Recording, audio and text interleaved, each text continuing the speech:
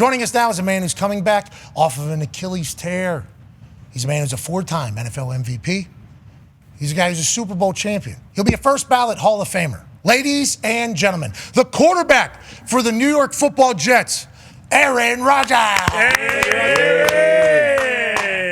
Did you hear about Shohei, what he's going to do? I love any time the show mentions Hulk Hogan. That gets me going. All right. Yeah, the internet too. Yep. And we'll always get reminded of everything Hulk Hogan's ever done. Sure. We know. I'm sure AJ can tell you all about it. Yeah. Well, I mean, I watched the Hulkster back in the day when it was WWF, when he was rolling. Of course. Yeah, did you? When he was with NWO, and he came out with Rodman against Carl the Mailman Malone and Diamond Dallas Page. Yeah. That was special. Yeah, it was. Yeah. That whole run, honestly. Eric Bischoff, he talks about 82 weeks. They led the ratings over Monday Night Raw. That was Nitro. And the Hulkster, Scott Hall, Diesel going over there. And then the idea of the New World Order taking over, brilliant. Yeah. Absolutely brilliant stuff. And Hulkster dyeing that beard every week. Oh, my God. Playing the guitar coming out. Oh. Just the best ever. And then the brother deliveries always hit. Yeah. Anyways, let's talk football.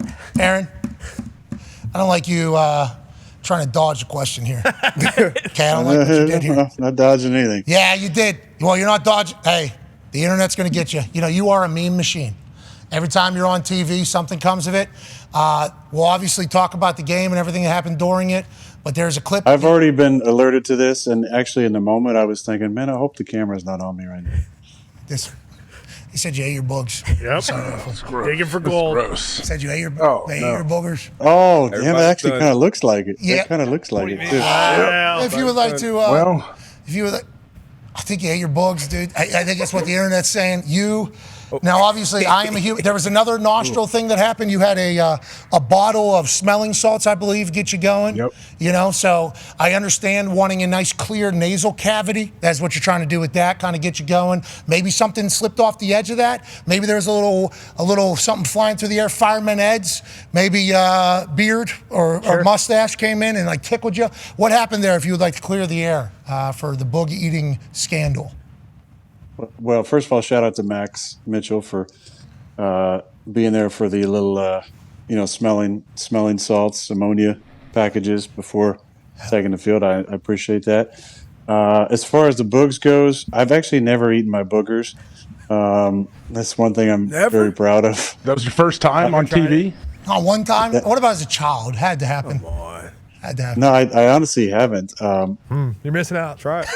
It looks. Give it a go. It's great. It's a tough look to try and defend because that video it's a little incriminating. Yeah. I can tell you that there needs to be a side view that shows that there wasn't a boog that actually went in the mouth. Okay. It seems like I didn't get anything on that one. That's why I was just kind of seeing what was going on, but yeah, it's a bad look. Every once in a while, you get a little tickle in there, too. You got to clear it up, If we could get full context with that side view to notice that there was no delivery. I'm sure there's a side view as well. Well, we're going to find it. I'm sure the internet will try to find that entire thing. Happy you cleared your name there. Now, let's chit-chat about the game. Early. Looks good. Here we go. Sunday Night Football. We're about to have a massive win over the Pittsburgh Steelers in Pittsburgh. This could kind of propel us into a whole new season looking ahead. Then, obviously, the second half goes the way it does. You have a couple turnovers, a couple interceptions, one off a chest, one over the middle. All hell is breaking loose seemingly in Jets fandom. How do you feel about the game and how it went and viewing it going forward for the season? Well, I'm disappointed in the pick because I feel like the first pick that changed the whole momentum. The one off Garrett's chest, that stuff's going to happen. There's always going to be those plays, slips or tips or, drops that turn into that. It's kind of part of the game. Some seasons you have a good stretch of luck where you don't have those plays, but those are going to happen. And I told him, come on back to you, don't worry about it. But the first one, that was a bad decision. I should have just dumped it off. We're leading. We had under 2 minutes there. We go down and get points. We just go down and run some more clock time. They don't get the ball back. We go into halftime up 2 scores. I loved we scored on the touchdown to Conk. They have some sort of penalty on the extra point. I went to Brick, said, hey, let's go for 2. Let's go up by 2 scores. Because every time you go up by 2 scores, it changes the nature of the game, whether it's first half or second half. It's the momentum of it. So to go up 15-6, to have a chance there to go up 18-6 or 22-6, or just waste some more time off, don't give them the ball. We have the kickoff. We get the ball in the second half to start to have a chance to go up 3 scores. That was a really bad decision by me, so I'm disappointed. I think the energy level was good to start the game, as it was in Buffalo, but the energy, and I look at myself first, it just wasn't good enough. I think personally and as a team, we're playing with too much anger and not enough enjoyment. That's why I kind of wore this hat today as a little reminder. Shout out to Jake Ryan and Hugo, but we've played this game for a long time, and we get paid incredibly well. This is our livelihood to play a game that most of us dreamt about or played as kids, and always want to be in this position. And personally, and our team, we just need to have a little more fun, smile more, to enjoy each other. And it's fun when you win, of course, but I think there's ways of taking some of the pressure off, and it's got to start with me this week, with my energy and my approach. And I was disappointed, not just about the pick, but a couple other I wish I could have had back. But we just have to respond to adversity a little bit better, and it starts with me, and I got to lead the way with that. Okay, so there's the question. It's like, are you happy because you win, or do you win because you're happy? And then is your mindset have to or get to? Is that what you're referring to, almost like on the day-to-day process of it all? I think you have to get yourself to a point, whether you're 2-5 or 5-2, or wherever you are in between. What's the worst that could happen? And take your mind to that spot and deal with it. And then what's the best that could happen? And take your mind to that and deal with it. But deal with it and then move on. And just play free. The worst that could happen, we don't turn this around and things go south, and a lot of us are, in a different stratosphere. Now deal with that. Okay, cool. Are you going to be okay at the end of that? Yeah, I'm going to be okay. Guys are going to be okay. What's the best that could happen? We embrace the energy that's shifted in 2 weeks. We go out, we play free, we have fun, we enjoy each other on the field. We do the little things. We pick each other up, celebrate. We believe in each other. We communicate on the sidelines, and we go on a run. And then we can do something magical. We've been in this spot before. We, meaning myself and some of the guys I've played with. There's the semi-famous relaxed statement. That was after 3 weeks, going into week 4, where we turned around. But people maybe forget about 4-6 in 2016, when we weren't playing well at all and went through a rough stretch and just got kind of waxed in Tennessee, and came back home and then we ran the table, won 8 straight, and went to the NFC Championship game, eventually losing to Atlanta. But that was a fun stretch. We won a lot of good games. Offensively, we kind of figured some things out. We started taking the ball, and Devonte had an incredible second half of that season. Started to lift himself as our top target there. As it was kind of the back end of Jordy's career. Jordy was still an incredible player, but Devonte was starting to emerge. And then in 2022, although it didn't end, Ty, you remember this one? We were, I believe, 3-6 at one point. We were 4-8. And then I just kept feeling it's just going to take one. And we got that one against Chicago at Chicago. And then we won 4 in a row and eventually lost to arguably the hottest team in the league at that point, which was Detroit at home, in a game that obviously I didn't play my best game and my last game at Lambeau. But we got hot, we started to believe. And that's what just the power of belief is a snowball that can start an avalanche. And I think that's what we need. And it starts with me. I got to bring the right energy every single day, and especially on game day. I feel like we've been loose. We've been having good practices. But for whatever reason, there's been a little bit of tightness on game day. And I think that's got to start with me. I got to bring the same energy during the week and lead with that energy. I think there's been some good leadership moments, but I need to be a great leader. And I think part of that is that last little energetic part and just doing as much as I can to make sure those guys play free and not worry about making mistakes. And when something bad does happen, how do we all respond, myself included? And I think we can do that a little bit betterly. And it starts with me, and I'm gonna set the tone this week with that. Hell yeah! Let's go! A lot of football left. lot of football left, and obviously magical things have happened not only for you and a lot of the guys that are currently on the Jets roster, but in football in general. It's 2-5. It's a bit daunting, but if you go on a run at any moment, you're right back in it, especially this season. This season, there's only one team that is still undefeated. Everything else is still out there, seemingly for everybody. AJ has a question for you, Aaron.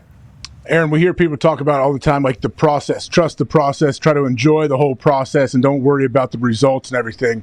How is that, like, when you're thinking about that, does your process stay the same when the results are not what you have had in the past and not what you want? Yeah, that's a good question, Mr. Media Guy. That's a good question, Mr. Media Guy. Because he's MMG. Oi! Oi! Oi! Sorry. Mr. Media Guy. MMG. Mr. Media Guy, I love that. That could be a new nickname. The process has to stay the same as far as the core principles of it. But I think there's always room for tweaking, and it involves a lot of self-reflection. And I think that's what we all need to do is look at our own process. And the core kind of foundational pieces of that process should be able to be sustained from week one into the playoffs. But there's always little tweaks that need to go on. And it's a hyper-awareness of your role on the team and how you can do that to the best of your abilities. Whether if you're a teamer and that's your role, you got to do it to the best of your abilities every single week, every day in practice, preparation, on game day. If you're an impact player, you got to show up every single day and practice the right way. If you're an energy guy, you got to bring the energy every single day. As a quarterback, you're involved in a lot of those different things. You obviously have an important role to play. You're an impact player, but you also got to bring the energy and be that consistent person people can rally behind. But it's going to be interesting to see how we respond to this. This is, we're in the fire. For sure. It's been a rough 4-game stretch for us, coming off of a win that everybody's feeling real good about on a Thursday night. And we got to reset and get this thing moving in the right direction starting Sunday at New England. That can be a freeing thing when everybody understands the situation that you're in. That can be you talk about that a lot. Everybody needs to play free. And I think people that maybe haven't played sports or team sports can understand what that means. Playing free is like knowing what you're supposed to do and then not overthinking it either. So you're that comfortable with everything and how you're feeling. You're just going out there and doing as opposed to any thinking. And having the right mindset throughout the entire week is a big part of it. What year is this for you? Lucky number 20. Isn't it crazy that like guys that play 20 years or 18 years or, we're just talking about Braun playing 22 years. When I was a kid, I used to think that there was people that weren't practice people and just showed up into games. Yeah. Like, oh, this guy's able to just turn the switch on game day. It's like, that's not real. Nobody that is actually good does that. Like, that is not how the world, like, every meeting for the ones that are at the top, like, is the last meeting on earth. Like, there is an attention to everything that the greats accomplish that when I was a kid, I thought you were just going to be able to, I'll practice, who cares? Roll the ball out. I'll be able to do it again. It's like, It's because you saw that Allen Iverson interview. Bingo. Practice. Talk about practice. We're not talking about a game. I mean, AI might have been the only one. Sure, legitimately. maybe. AI might have been the only one, and I assume there's a couple in the NFL that have been able to do it, but Rare. Very rare. And I think that's a misconception that some people have. And it's like, no, work, everything. Yeah, I agree. There's somebody that can do it. I mean, Charles, late in his career with us, I would see him, banged up, getting treatment nonstop, and then always on his iPad, like watching film. And he just never worried about, how he was going to be on game day. He was going to show up. He was going to ball out. He was going to lead. He was going to bring energy. I heard, I haven't seen this, but I heard, D Hop has gone through stretches where he hasn't practiced a lot. And he's one of the most dynamic receivers of our generation. So he's obviously able to just, suck it up, be a warrior, turn it on and go practice or go play on game day. But those are the outliers. There's just very few that can do that. I mean, I need to practice, I need to be out there bringing the focus and the energy. You talk about intentionality, like the basis of manifestation is intention and attention. And I agree with what you said. Every meeting is the most important thing we're doing in that moment.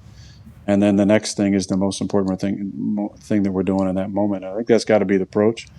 And it's just refining these small little parts of the process to get this thing right. But I love what Brick's been talking about the last 2 weeks. I love the opportunities given to certain people to speak in certain times. It's been very impactful. But now, and I said this last week, all this stuff is fantastic. It's amazing, the good vibes. But it doesn't matter. It's not even worth the shit unless you win. Yeah.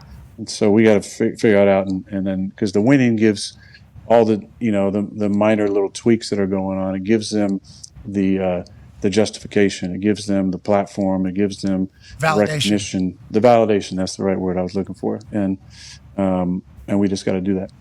I'm excited to watch it. Now, one of the moves that is going to be validated, we assume regardless, happened last week with good friend of yours. D-Butch got a question. Yeah, talking about impact players, Devonte, I think I'm going to assume he had a good week of practice. I saw you target him on the first play of the game, but it kind of struggled to get him the ball in the second half. I know some batted balls. I don't know if that's something defenses are doing intentionally. But what was Pittsburgh, I guess, doing to prevent Devonte getting those targets, getting those catches in the second half?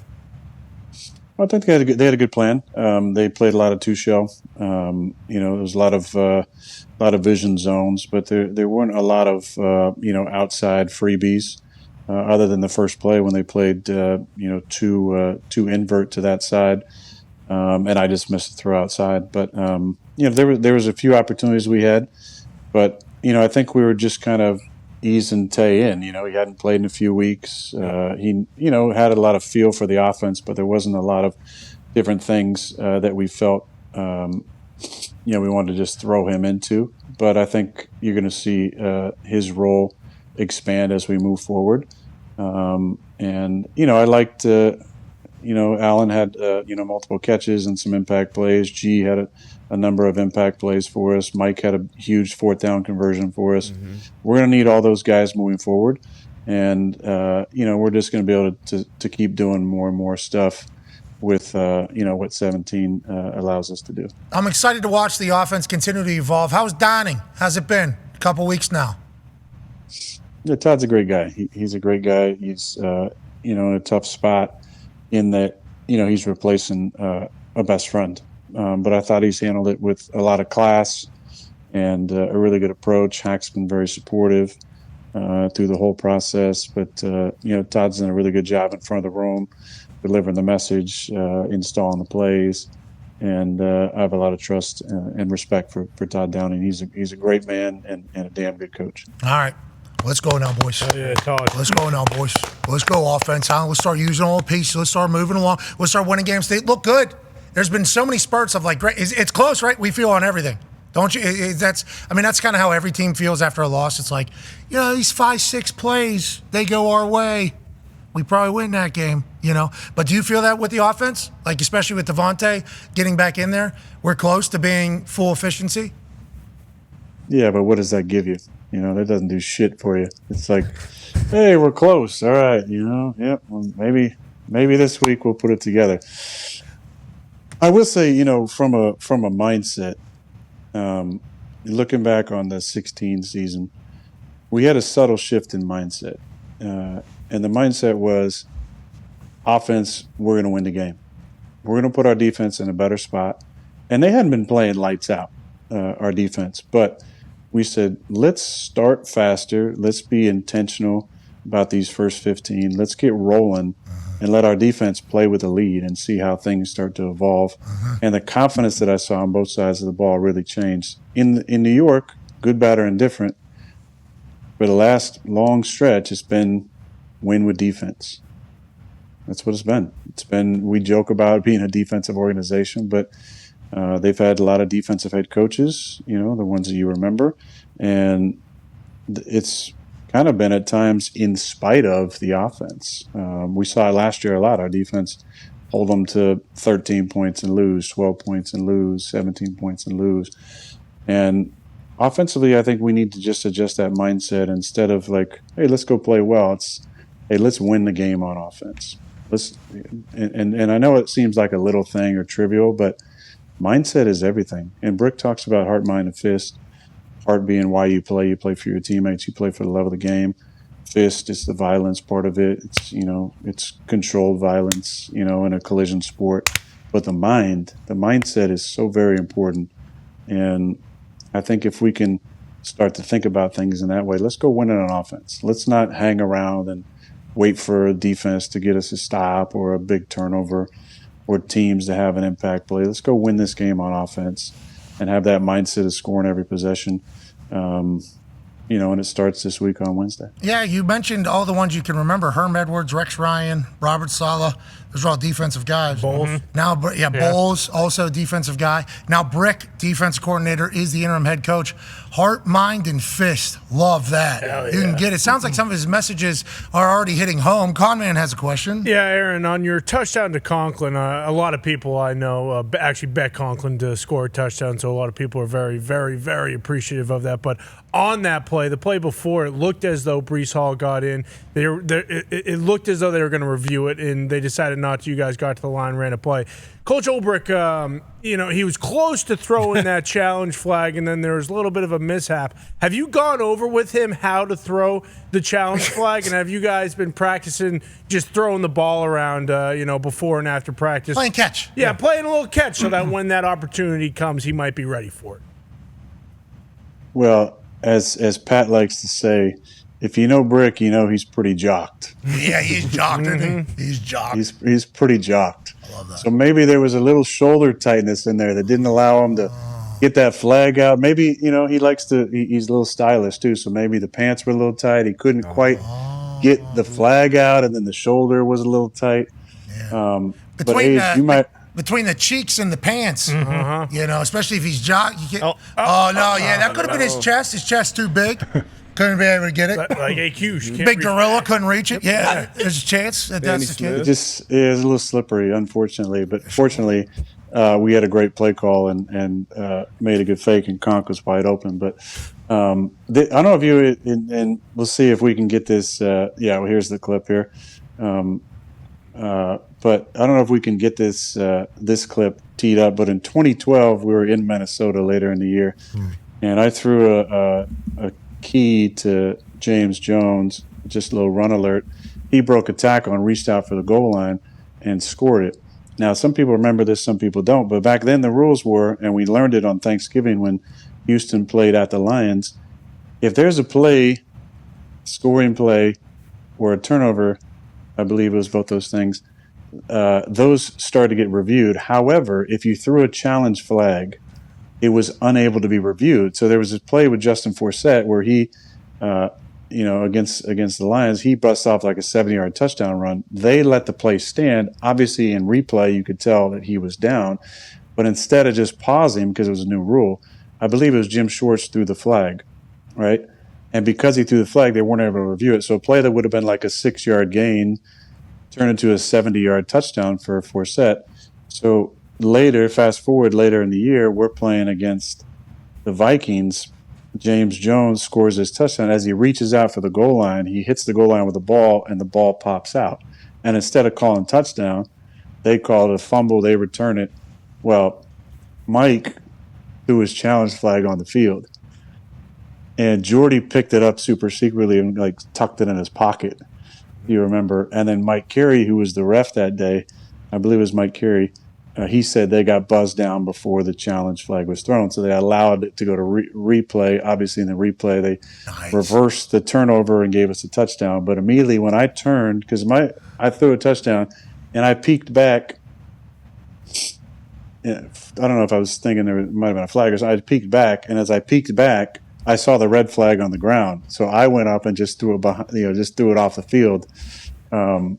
But my immediate thought was, 2012. I think it was 2012 when Mike threw that challenge flag that we was able to stand up. But yeah, Brick, he's still getting used to everything. He had one later in the game though, which was a real, I feel like, solid throw. He got inside the numbers. So shout out to learning from your mistakes and getting that thing all the way out there. That's really former player. Some coaches just drop it in front of the ref. Spike. And then sometimes they slam it in front of the ref. Should try to hit him. Sometimes they try to hit the toss ref. it in front of the ref. But definitely Brick had that thing way out there. I don't think throwing it at officials is the right move. Come on. You can't get a flag if it hits him. You can't. Yeah, you could say, "Hey, I was trying to get in your vicinity, into your eye line." Probably get a flag. You could get a flag. Unsportsmanlike conduct. He's throwing hard enough. Head coach of this team right here try to hit me in His the arms. He's got too live of an arm. Sorry, guys. All right, I think he'll take that. Sorry, Coach Brick.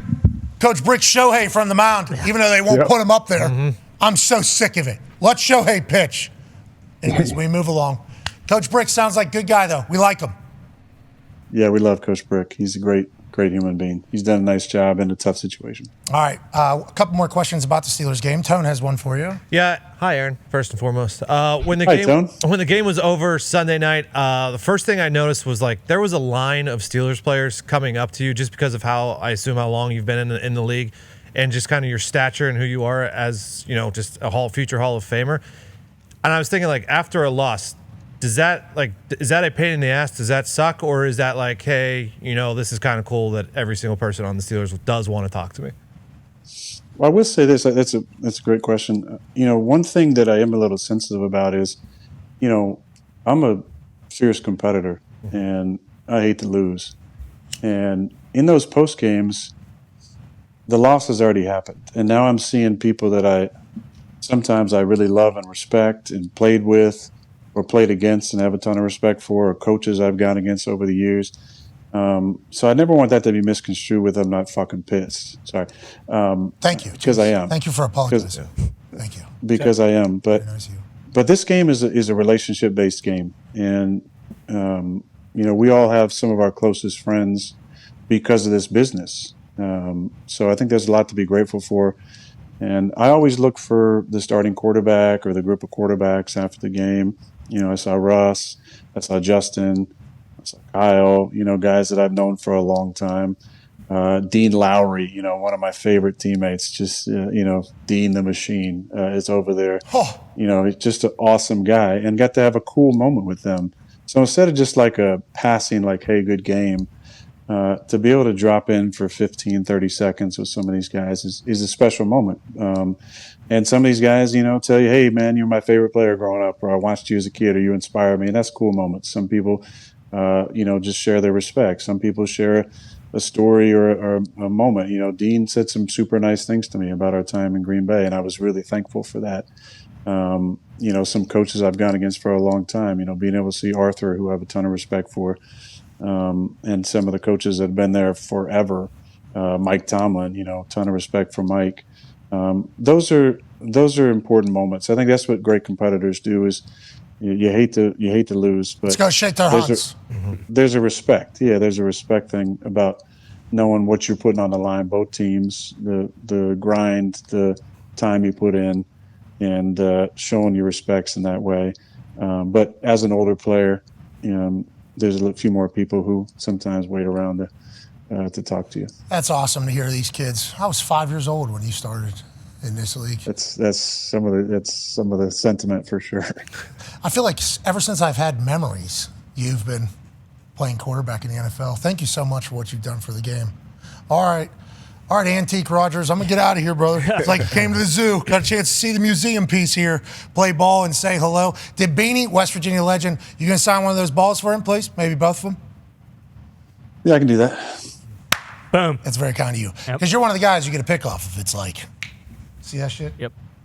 That was once in Aaron's hands. Then whose hands they get into? Hell yeah. Mine. Beanie. You talked about Coach Tomlin there.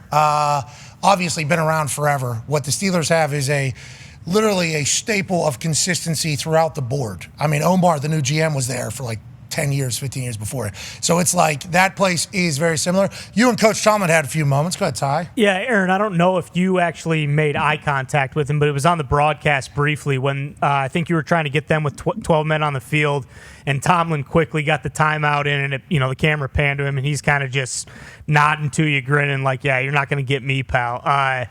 Obviously, you two have a bunch of mutual respect for each other, but in situations like these, do you feel like teams at this point now are getting a little better with that, and they're like not going to allow you to get them with the 12 men on the field because you've been so successful with that in the past?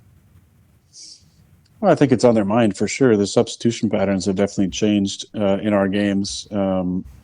Just a simple point at the line of scrimmage stops, substitution coach from bringing guys on the field. So that's what we're trying to do. We're just trying to get them to think about. That moment between Coach Tomlin and I was the exact same thing that happened in 2021 when we played them at home.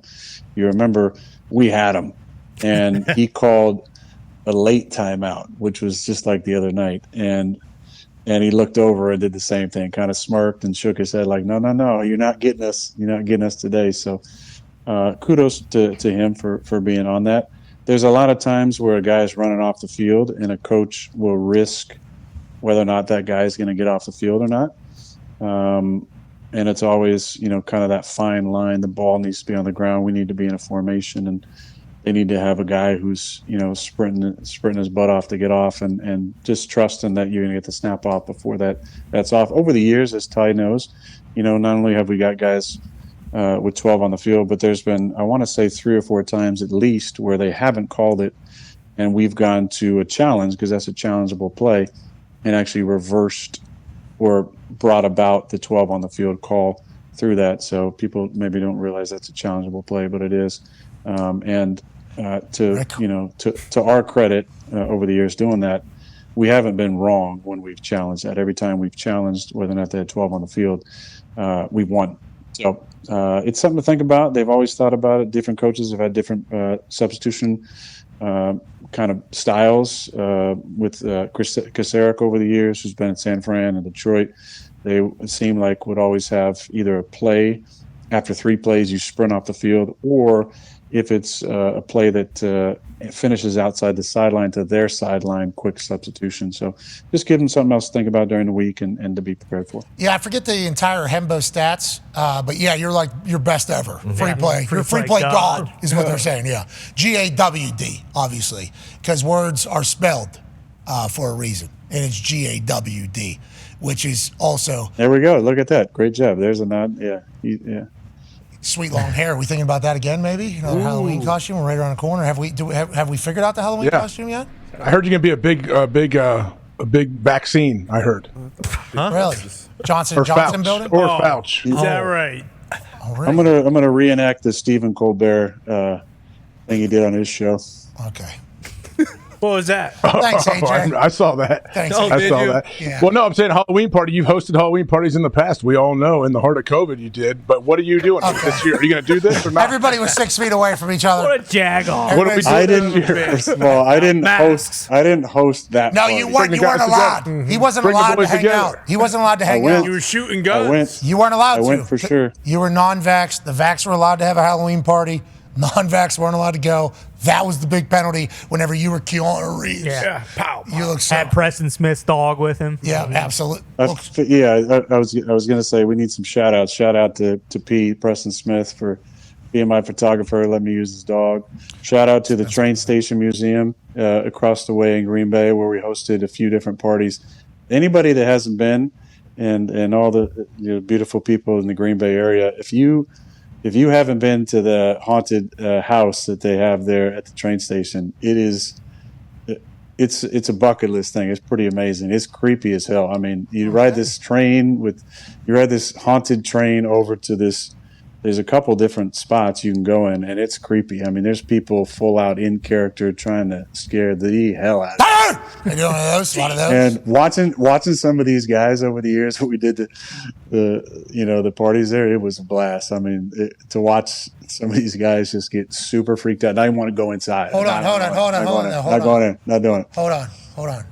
So you guys were riding on the same train? You as a non-vax? Oh my God! Different cars. No, this was non-COVID years. In the COVID year, we went to the automobile museum, and it was a huge, tremendously large space. See, there's cars in the background. See, it was tremendously large space. 15 years. There was a lot of room for the vermin that was the non-vax to move without interacting with anybody. Okay. There was a ton of room. I'm talking about the other years where we went to I didn't know if you guys were all the train history on each other. Yeah. Screaming in each other's faces on that haunted train. That'd be COVID's worst nightmare. I'd be scared. Oh my! Maybe COVID isn't there because it's so scared by the people that were working. Could be. I think that That's about it. There was somewhere in Pennsylvania. Those haunted houses had a hell of a run there for a bit. Oh yeah. There was somewhere in Pennsylvania, near Western Pennsylvania, they could touch you. Remember that? That was I'm not There's one in down. West Virginia allowed to too. It's down near Kennywood. Station Scare, I Correct. think. It's called Kennywood. Yeah. Kennywood. Listen, Sign a form. You bet, Aaron? It is spooky in Kenny Kennywood. the kangaroo gets handsy. No, that is not. He does. That's not how this. Jesus. That's not what we're talking about there. We're talking about high-quality amusement park Kennywood that during the Halloween season is spooky. Sell some of for the whole family. For the whole damn family. Just sell some of the park to make those hats for you. Okay, hat's very nice, high-quality. You got to head over to John Eagle right before that. Bingo! Speaking of John Eagle, we appreciate the Saris Candies gift that you sent over. Yep. We will have you know that somebody that stuffed the bag that got sent to us certainly took 3 of the Buckeyes out of the container and then sent them to us without plastic wrap on it. Yep. John Eagle needs to know that somebody in their department did that. Still delicious. It was delicious. We ate the rest of them too. Were they drugged? They weren't wrapped. Who cares? Let's dive in. They were wrapped in a basket. Yep. Like a plastic basket. From Giant Eagle. Once again, shout out to Giant Eagle. Shout out. The greatest. You need anything, Giant Eagle. All right. It was wrapped in a basket, whole tie, plastic, whole thing, with a bunch of candies inside of it. You know what I'm talking, like an Easter basket type thing with a wrap. So we open that up, and then we get inside to the Buckeyes. Buckeyes already been open. Yeah. So whoever was making the Easter basket of the thing was like, saw these Buckeyes, this is too fucking good. And they were 100% right. Took out an entire. Maybe that was post some vitamins. I would assume the person wrapping the thing was maybe a little high. And I gotta. They won't notice. To let Saris Candies know, your Buckeyes, Still got to die for. They just started making them. They just started making the Buckeyes. It's a big deal here. brand new. And they were deleted from our office in, I think, like 2 hours. The best things I've ever had. Like maybe 50 of them gone quickly as soon as anybody saw them. And they're so good, just looking at them, the people wrapping them can't even keep their hands. Fuck it, I need a few. I respect it. Happy Halloween to everybody. Yeah, there they are. There we go. So just take out like that whole right column. Yeah, the farthest, they ate all 3 of the farthest right one. These ones are empty. Yeah, that's exactly what it was. It was awesome. It was beautiful. It was like the most Pittsburgh thing of all time. I was like, thank you. Ain't gonna miss these. Nah, you take 3. It's going to he'll understand. We did. Yeah, We completely. absolutely did. Happy Halloween, Aaron. Enjoy yourself over there. Let's get back on right path, okay? With our heart, our mind, and our fists. That's what it's all about. Jets football, baby. Fist them up.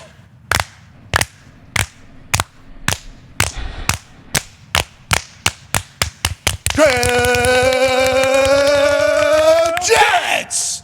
What's up? You guys don't like Fireman Ed anymore? What's going on? Good question. I love Fireman Ed. I don't know. Somebody does. It's not the Tell players. that to the Jumbotron guy. It's the team that's trying to phase me out. What do you mean? What's that about? What he said. Who on the team is trying to? That was the best part of everybody's Sunday. They put me up on the big screen. I get the crowd going. Now all of a sudden I'm not on it. Me, Mike, Steve, we're not on a big screen anymore. Scott's fucking pissed. I'm not on a big screen anymore. Jets trying to phase me out. I don't know if it's game day ops. I don't know what it is. What do you mean you're not on a big screen anymore? We'll see. We'll see Halloween. We'll see when we're back home. We'll see. Oh, there's going to be so many Fireman Eds. Too many. They're not going to know which one's the one. What if you're up there, but you're not up there? What if it's in tribute to you? How will you feel? There's only one Fireman Ed. It's me. All right. And again, the Jets are trying to phase me out. I don't love it. I've been, the biggest fan, arguably the most important piece of the franchise for the last 20 years. But, they don't appreciate me, I guess. No, they do appreciate. Aaron appreciates you. Look, Aaron loves Aaron. I do. I'm not talking about Aaron. I want to see him back up there. So he wasn't there. There was a noticeable absence. Team notice. Of No, I didn't notice. I heard about it. I didn't energy. notice it. I didn't because before the game you hear the chant for the first kickoff, but I didn't hear. I didn't pay attention, during the other times. So, I mean, there was a time where they tried to phase out the bikini girls in Green Bay, and there was a big backlash. The bikini girls? Come on. Big backlash. So, and then there was a backlash, I believe, and they put him back up there. So, sometimes John it just Kuhn takes, got it done. just a little reset. Yeah. Shout out John Kuhn, obviously looking out for the bikini girls. I'll be excited to see who's looking out for Fireman Ed over there. We got a lot of season left. Spanx was a big fan. We would never guess. We would never guess somebody named Spanx would be a big fan. We appreciate you, ladies and gentlemen. Aaron Rodgers. They should got a lotion sponsorship for Spanx, sounds like. Yeah. Jergens. At least underwear. The bikini girls, I didn't know they were getting phased out of Green Bay. Don't love that. AJ? It's a classy organization there. I think they didn't really, it was a little too risque for a little bit. Whoa. Well, what about all the dudes that are shirtless all the time? Well, I think they were cheese tops to their swim trunks. No, I just looked it up. They were cheese. It wasn't. It wasn't what? It wasn't cheese tops. This is just normal were- bikini. Well, what's going on with I don't Fireman know. Ed, though? That's a real question. Legit. What's going on with Fireman Ed? I don't like What that he's happened? taking to social media going, Yeah, just don't phasing want me him no out. more. Might be Who would make time. that decision to phase him out? Who? Well, it would have to be a decision. Yeah. And Fireman Ed is 100% right. Like, somebody had to make that decision. Like, there's things that happen with our show and things that are said, and I'm like, somebody had to have made that decision. I would like to know who that is. I would just like to know who that person is so we can figure that out. Because that's not just something you slip. Like, Fireman Ed, we're not going to show him all. Yeah. No, he just did. We just missed him. That It's like comes that from- guy's standing up on fucking something. Can't Yeah. miss it. That comes from one place. That's the top. That was Ambassador Johnson. Well, you think Woody said, see you, Salah, see your Fireman Ed, I don't want any more fucking balls. Wholesale changes.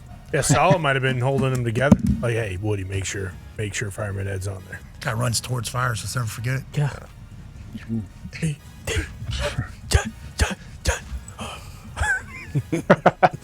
He's awesome. Where are you? We'll see you tomorrow. Hope you enjoyed today.